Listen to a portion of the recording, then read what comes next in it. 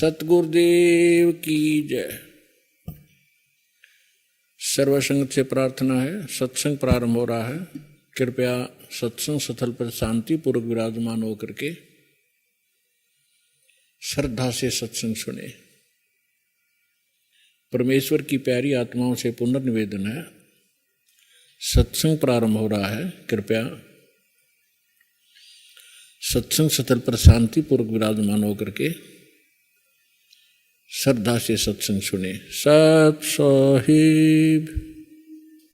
दर्शकों, जगत गुरु संत रामपाल जी महाराज के अद्भुत अलौकिक सत्संग प्रवचनों ने हिंदुस्तान में ही नहीं बल्कि विश्व में एक आध्यात्मिक ज्ञान की क्रांति ला दी है।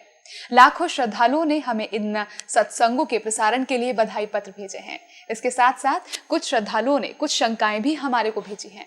हमने उन सब श्रद्धालुओं की शंकाओं के निवारण के लिए संत रामपाल जी महाराज से भेंट की तथा महाराज जी से उन सभी शंकाओं का निवारण जाना, जिसकी जिज्ञासा हमारे दर्शकों में बनी हुई है। तो आइए अब जानते हैं परम पूज्य जगत गुरु तत्वदर्शी संत रामपाल जी महाराज से आपकी हर शंका का समाधान। तो पुण्यात्माओं, बिना बताए पता कैसे चले? स्वयं परमात्मा 120 वर्ष रह के चले गए। हम लाल की पहचान करना जानते नहीं, इस कारण से मार खाते रहे।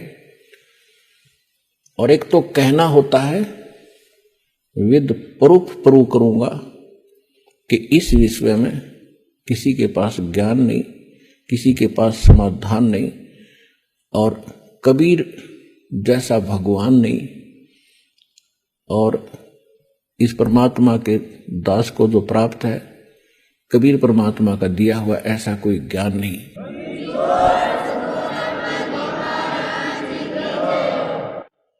परम पिता परमात्मा पूर्ण ब्रह्म सर्व सृष्टि रचनहार कबीर भगवान ने हम सभी प्राणियों के ऊपर एक विशेष कृपा की है। उन्होंने स्वयं आकर के हमें ये ज्ञान कराया है कि हम क्यों जन्म रहे हैं, क्यों मर रहे हैं। जिस संपत्ति और जिस संतान को हम सुरक्षित रखने के लिए दिन रात प्रयत्नशील रहते हैं और हमारी आंखों के सामने ये सब नष्ट हो जाता है, ये क्या कहानी है? पुण्यात्माओं, हमें कोई ये ज्ञान देने वाला नहीं था, जिस कारण से हमें इसका कोई विकल्प दिखाई नहीं दिया। हमने ये एक फाइनल मान लिया, जन्म और मृत्यु होगी। आत्म एहसास हो रहा है, क्योंकि एक प्रश्नवाचक चिन्ह आज तक किसी से हट नहीं पाया कि हम क्यों मरते हैं, क्यों जन्मते हैं। हम कितना अच्छा परिवार बनाते हैं, उनमें कितना अच्छा प्रेम होता है, मोह होता है, लगाव होता है, और एक सेकंड में वो सब बिखर जाता है।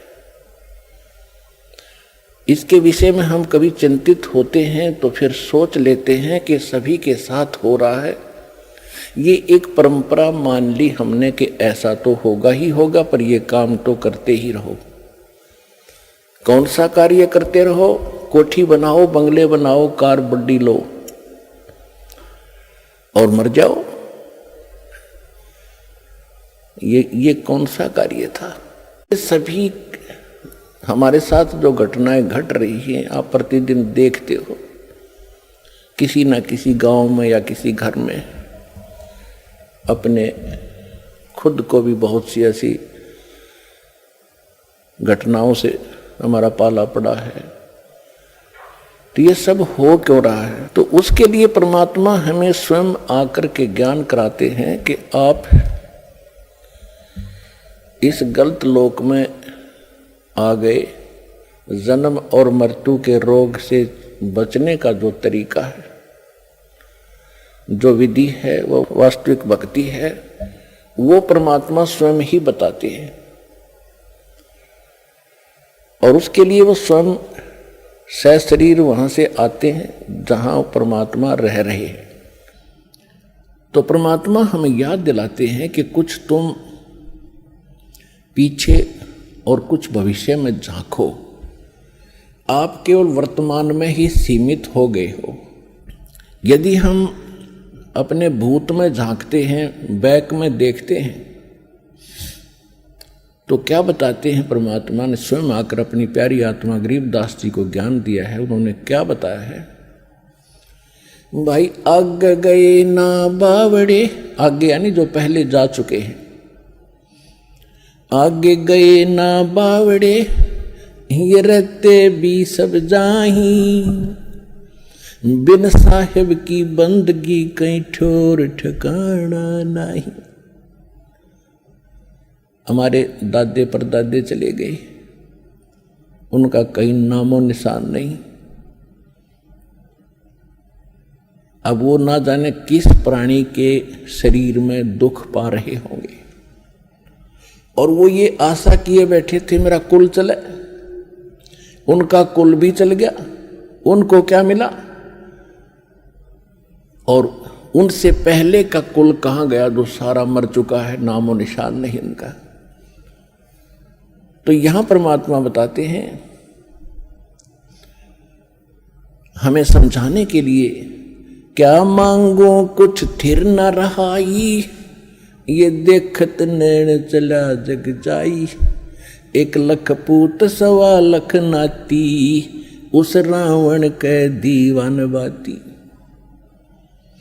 आप एक संतान प्राप्त करके यदि बधाई बांट भी लोगे 2 दिन, परमात्मा कहते हैं रावण के तो 1 लाख थे, 1 लाख पुत्र थे, और आज उसके कोई दीपक लगाने वाला शेष नहीं, उसका नामो निशान, कुल भी समाप्त, रावण भी अंत और राज भी गया। तो हमें परमात्मा ये याद दिलाना चाहते हैं, ये तो आपको याद दिलाए कि पहले यानी पीछे जो कुछ हो चुका है उसकी ये दशा है। वर्तमान में आप देख ही रहे हो, या कोई प्राणी सुखी नहीं, और सभी की आशा इच्छा होती है मैं करोड़पति बनूं, घना धनी हो जाऊं, बढ़िया कोठी बनाऊं, एक कार ले लूं, जग में मेरी इज्जत हो। क्योंकि हमने इतनी ही पढ़ाई पढ़ रखी अभी तक। तो परमात्मा कहते हैं ये सब कुछ भी हो गया। ऐसे बहुत हैं जिनके पास कोठियां हैं, उनके पिछले पुण्य संस्कार से बड़ी बड़ी कारें हैं, उनके पास संपत्ति भी बहुत है, और आप देख भी रहे हैं कि एक पल में ना जाने किसकी मृत्यु हो जाती है। बड़े बड़े सेठ अपने ही हेलीकॉप्टर के अंदर मृत्यु को प्राप्त हो जाते हैं दुर्घटनाग्रस्त हो जाने से। आगे क्या होगा, आगे के लिए परमात्मा सत्र करते हैं। फिर पीछे तू पशुआ की जय गद्दा बैल बनाई, और ये 56 भोग कहाँ मन बोरे, कहीं कुर्डी चरने जाई। अब ये हमारा अब ना विश्वास हो रहा, क्योंकि सारी सुविधा है और मन में ऐसी चाबी भर रखी इस काल भगवान ने, वो काम करना है, वो करना है, वो रह गया है, ऐसा वो करूंगा चलो। तो ये भी काल की ही प्रेरणा, और काल ने आपको विवश कर रखा है। इतने काम आपके जिम्मे लगा दिए, और वो किस कारण से? एक पेट के लिए, एक निर्वाह के लिए, इस शरीर को सुरक्षित रखने के लिए। मकान बनाना है, कपड़े पहनने हैं, खाना खाना है, ये सारा इस शरीर की सुरक्षा के लिए है कि वो ठीक ठाक बना रहे। और इसका कोई भरोसा नहीं है कब बिजली गिर जाए और किस कारण से अंत हो जाए। तो यहां परमात्मा कहते हैं कबीर ये तन जाएगा, सके तो ठहर ला, एक सेवा कर सतगुरु की और गोविंद के गुण गा। के शरीर तो एक दिन तुम्हारा जाएगा, और तेरा संस्कार जितना भी मनुष्य जीवन का उसके आते ही तुरंत नष्ट हो जाएगा, चाहे तेरा कितना काम शेष हो। उस समय नहीं देखा जाएगा कि तेरा लड़का विवाह नहीं हुआ है, लड़की ब्याणी रहेगी, ये नहीं देखेगा। एक भक्त बता रहा था कि मेरे मामा जी का 5-6 लड़कियां थी और हमारे समाज में लड़कियों को एक अपने ऊपर अपने आप गलत परंपराएं बना के हमने अभिशाप मान लिया। उनके दहेज में पता नहीं के खर्चे करने पड़ते हैं, जिस कारण से वो कहता मेरी मामी बात न उतन गई थी, 3 लड़कियों का विवाह इकट्ठा रख रखा था। जिसका घनी बेटियां हों तो इन्हें सोचा एक बार में सारा खर्चा हो जाए, ठीक ठाक निमट जाए। अब जिसकी 3 बेटियों का विवाह हो उसके दिमाग में कितना बर्डन होता है, वो चल कहीं रहा होता, सोच कहीं रही होती है। इसी प्रकार वो बस स्टैंड पर खड़ी थी और ध्यान यही था, उसको ऐसे लाऊंगी, उसको ऐसे करूंगी, वहां से पैसे मिलेंगे। इतने में पीछे से ड्राइवर बस बैक कर रहा था और वो गलत बैक होगी और वो माई बस स्टैंड के पिलर और पोल और बस के बीच में लग गई। उसको ध्यान नहीं रहा क्योंकि वो तो सोच कहीं और रही थी, वहीं मृत्यु को प्राप्त होगी। तो परमात्मा कहते हैं ये शरीर तेरा जब समय आएगा, एक सांस तुझे नहीं मिलेगा। फिर इसके बाद बताते हैं कि इसका एक विकल्प बताया है परमात्मा ने, कबीर ये तन जाएगा, सके तो ठाहर ला, एक सेवा कर सतगुरु की। और फिर जो वो बताएं उस आधार से भक्ति कर, गोविंद के गुण गा। ठार का अर्थ होता सपोर्ट। तो परमात्मा कहते हैं ये मनुष्य जीवन तो आपका जो समय आएगा समाप्त होगा और आपका सारा कार्य धरा धराया रह जाएगा।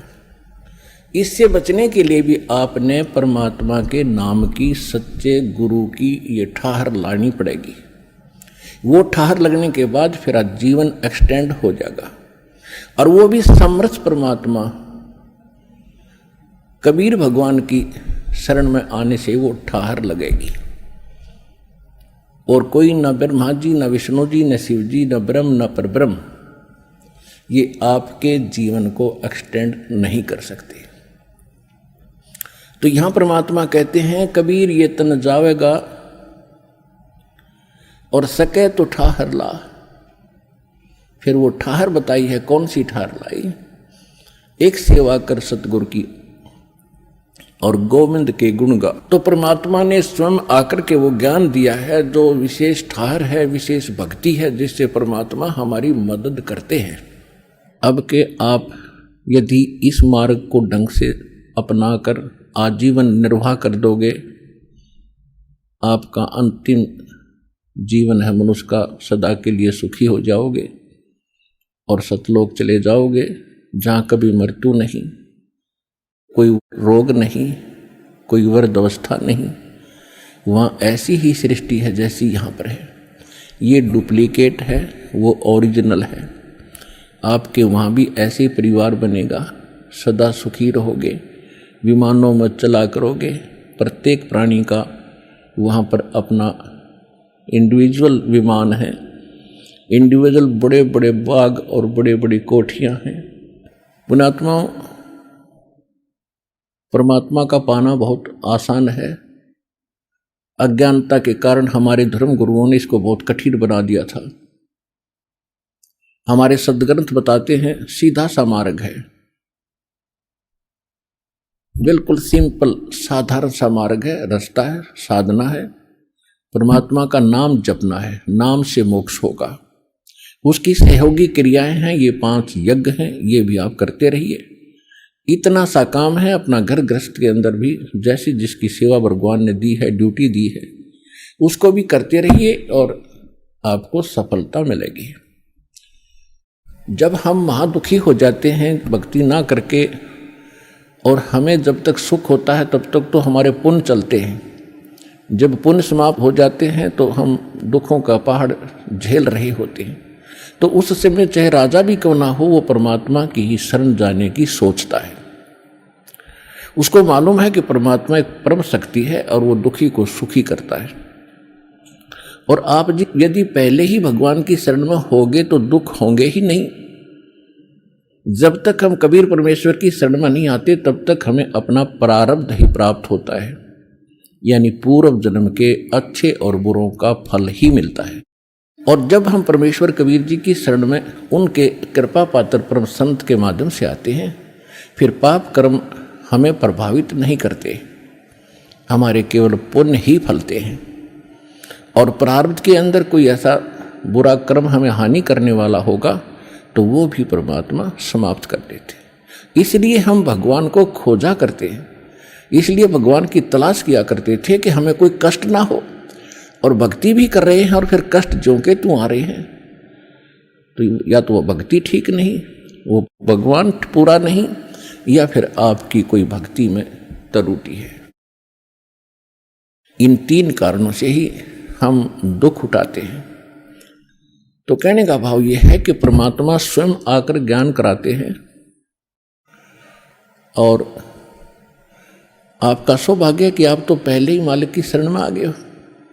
जब हम परमात्मा की शरण में आ गए तो घर के काम भी पहले से अच्छे होंगे, क्योंकि हम दुखी होकर भगवान से सुख ढूंढने जाते हैं। आप सुख में आ गए या दुख में आ गए, तो अब तो दुख होगा ही नहीं।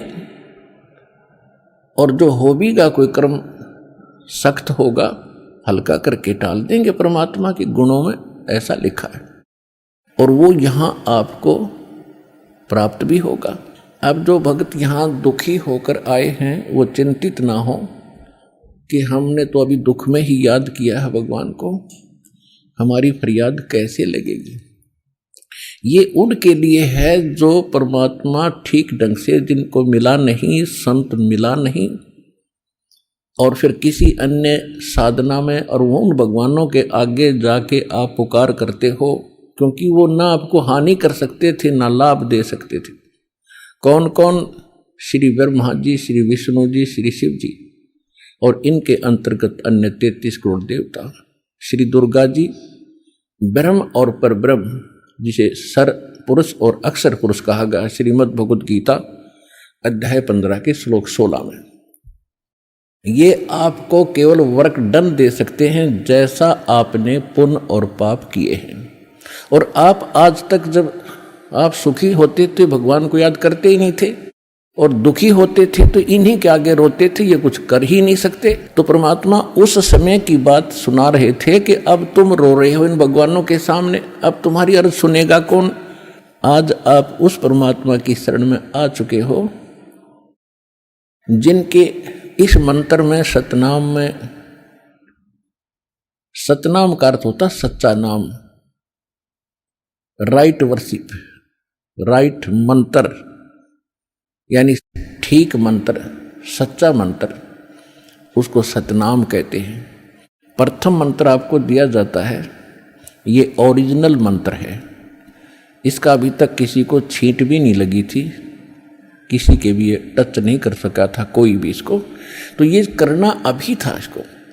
तो इसका भी जिसको मंत्र प्राप्त हो गया है, इसकी भक्ति करने से भी आपके, क्योंकि प्रथम और लास्ट मंत्र, इन 7 नामों के अंदर 7 जो आपको जाप करने के मंत्र दिए हैं, इनमें प्रथम और लास्ट मंत्र जो है ये पाप नाशक है, और बीच के जो मंत्र हैं इनसे आपकी पुण्य कमाई वृद्धि होती है, बढ़ती है।